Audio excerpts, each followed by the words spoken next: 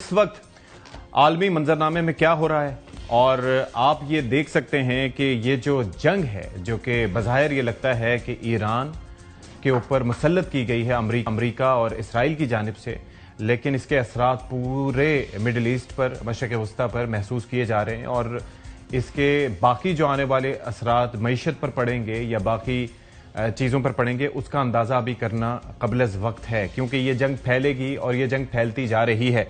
امریکہ کو یہ لگتا تھا، یا سوال یہی اٹھتا ہے کہ امریکہ کو کیا لگتا تھا کہ یا پھر اسرائیل کو کیا لگتا تھا کہ آیت اللہ خامنائی کی شہادت کے بعد کیا ایران سرنڈر کر دے گا؟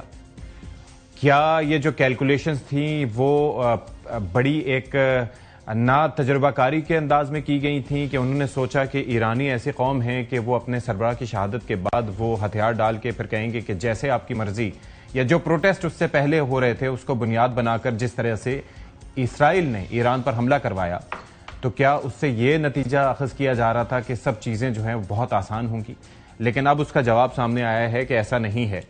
تمام تر کمانڈ جو ہے اس کو ڈی سینٹرلائزڈ کر دیا گیا ہے، یعنی کہ جو کمانڈر ہیں وہ فیصلہ سازی کے حوالے سے اب آزاد ہیں اور وہ فیصلے کر رہے ہیں اسی بنیاد پر۔ دوسرا یہ ہے کہ موساد کے ایجنٹس مختلف ملکوں میں پکڑے جا رہے ہیں اور وہ ظاہر ہے کہ مختلف علاقوں میں بم دھماکوں میں ملوث یا ان کی پلاننگ کرتے ہوئے پائے گئے۔ ایک تو یہ چیز بڑی امپورٹنٹ ہے کہ اسرائیل اس جنگ کو پھیلانا چاہ رہا ہے، اسرائیل چاہ رہا ہے کہ وہ دوسرے ملکوں پر حملے کرے اور اس کا الزام بھی ایران پر ہے۔ ایسا نہیں ہے کہ ایران کی جانب سے کچھ اس طرح کی غلطیاں نہیں کی گئیں، جس بابت اسحاق ڈار صاحب نے بھی بات کی کہ ہم چاہتے تھے کہ ان عرب ممالک کو بھی اپنے ساتھ کھڑا کریں، لیکن چونکہ ایران کی جانب سے اسٹرائکس کی گئیں تو اب معاملہ جو ہے وہ کافی الجھ گیا ہے۔ دوسرا معاملہ یہ ہے کہ ایران کی جانب سے کلیئر کہا گیا ہے کہ میں نے کسی ملک کی آئل کی تنصیبات کو نشانہ نہیں بنایا، ریفائنریز کو نشانہ نہیں بنایا، یہ ہمارا کام نہیں ہے۔ تو اب یہ بھی دیکھنا ہوگا کہ اس ساری سچویشن سے اسرائیل کس طرح سے فائدہ اٹھا سکتا ہے۔ جنگ کب تک جاری رہ سکتی ہے؟ کیا امریکہ نے اس بارے میں سوچا تھا؟ کیا امریکہ نے اپنے اہداف حاصل کیے؟ کیا اسرائیل نے اپنے اہداف حاصل کیے؟ یہ بات تو کہی جا سکتی ہے کہ اسرائیل نے امریکہ کے کندھے پر رکھ کر بندوق چلا کر اپنے اہداف حاصل کر لیے۔ اب جنگ سے متعلق آپ یہ دیکھیں کہ امریکہ میں بھی پروٹیسٹ ہو رہے ہیں اور وہ چاہتے ہیں کہ جنگ کو کسی طرز پر روکا جائے، اور ایسی جنگ جس کی کوئی بنیاد نہیں بنتی۔ ایران سے کس کو خطرہ تھا؟ ایران نے، کل بھی میں نے اس بابت بات کی تھی کہ گزشتہ کتنے سال میں کس ملک پہ جنگ مسلط کی، اور ابھی بھی یہ جو حالیہ جنگ ہے اگر آپ ہسٹری اٹھا کر دیکھ لیں تو آپ کو زیادہ محنت نہیں کرنی پڑے گی۔ سیدھا سا سوال یہ ہے کہ کون ایسا ملک ہے، کون سا ایسا ملک ہے جس کی ہسٹری میں یہ رہا ہے، یا ایسے ممالک ہیں جو دوسروں پر جنگ مسلط کرتے ہیں؟ تو آپ کے سامنے جواب کھل کر آ جائے گا۔ پاکستان کی جانب سے بڑا اچھا رول پلے کیا جا رہا ہے۔ پاکستان وہ پہلا ملک تھا مسلم کنٹریز میں جس کی جانب سے اس جنگ کی مذمت کی گئی تھی، اور ظاہر ہے کہ ہم یہ چاہتے ہیں کہ اس جنگ کا خاتمہ ہو، اور جس طرح سے یہ سربراہان مملکت کو ٹارگٹ کرنے کا سلسلہ اسرائیل کی جانب سے شروع کیا گیا، اس کی جتنی بھی مذمت کی جائے کم ہے۔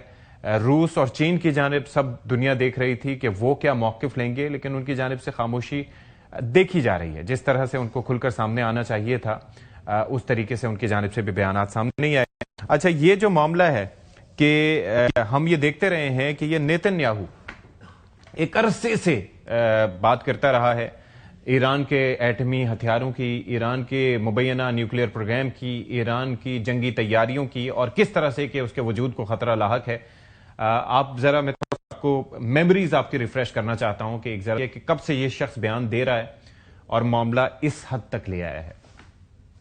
The deadline for attaining this goal is getting extremely close. And Iran, by the way, is also outpacing Iraq in the development of ballistic missile systems. From there, it's only a few months, possibly a few weeks, before they get enough enriched uranium for the first bomb. Don't let them have the means to have a nuclear bomb in a short time. Weeks away from having the fissile material for an entire arsenal of nuclear bombs. The nuclear archive that we uncovered recently proved that Iran lied to the world about its nuclear weapons program. If not stopped, Iran could produce a nuclear weapon in a very short time. It could be a year, it could be within a few months, less than a year.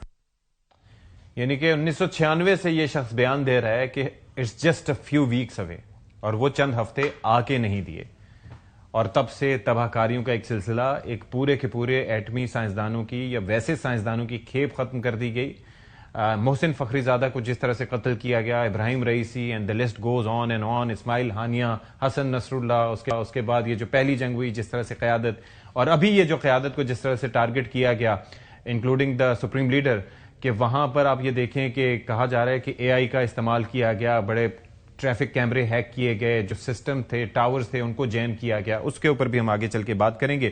لیکن دنیا کے جو تمام تر leaders ہیں وہ کہیں پر بھی جنگ مسلط کرنے سے پہلے کس طرز کے بیانات ہیں ماضی میں چاہوں گا اس کے اوپر بھی آپ ذرا نظر ڈالیں.